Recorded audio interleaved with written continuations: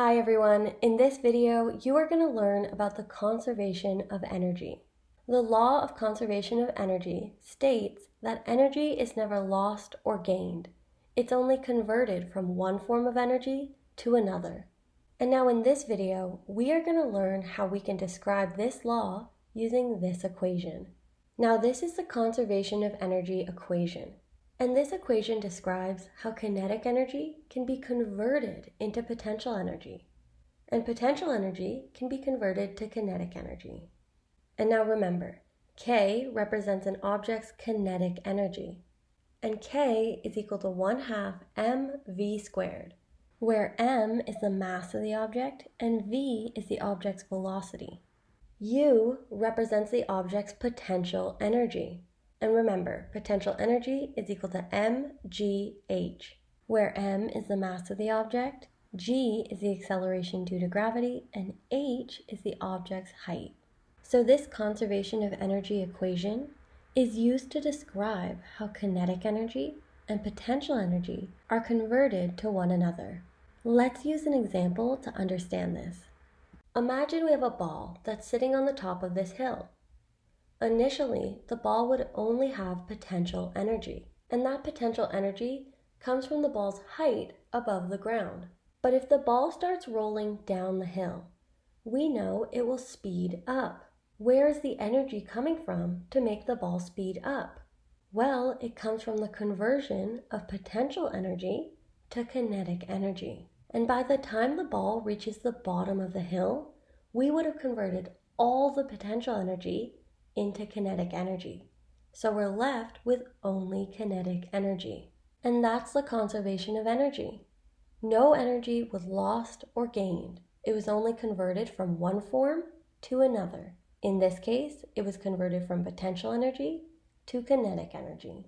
Now, how do we use the conservation of energy equation?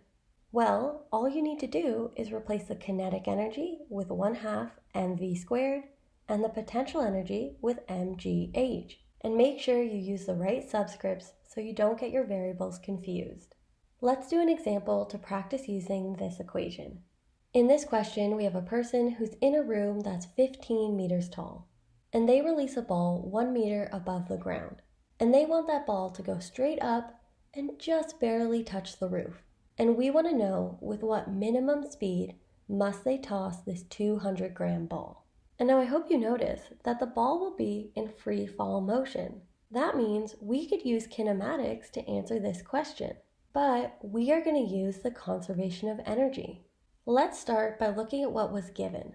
Well, we know the mass of the ball is 200 grams, but whenever you're dealing with energy, you want your mass to be in kilograms.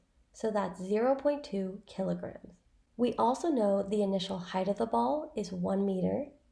The final height of the ball is 15 meters, and what might not be so obvious is we know the final velocity of the ball, which would be 0 meters per second. And I know this because when an object is in free fall motion, the velocity is always equal to 0 at the maximum height. Now that we know what was given, let's start using our conservation of energy equation. Now the first thing I always do is replace the K's and U's with the kinetic energy and potential energy equations. Now I always like to make this equation as simplified as possible. So the first thing we can do is recognize that if VF is equal to 0, this whole term is going to be equal to 0. So we can just get rid of it. And that gives us this equation. And now all I have to do is rearrange this equation and isolate for VI, the initial velocity that the person threw the ball with. And once I do that, I can plug in my values and solve. And what I find is that the initial velocity needs to be at least 16.6 meters per second in order for the ball to touch the roof. And as an extra challenge, I challenge you to try using kinematics to answer this question. And with that, that's the end of this lesson on the conservation of energy.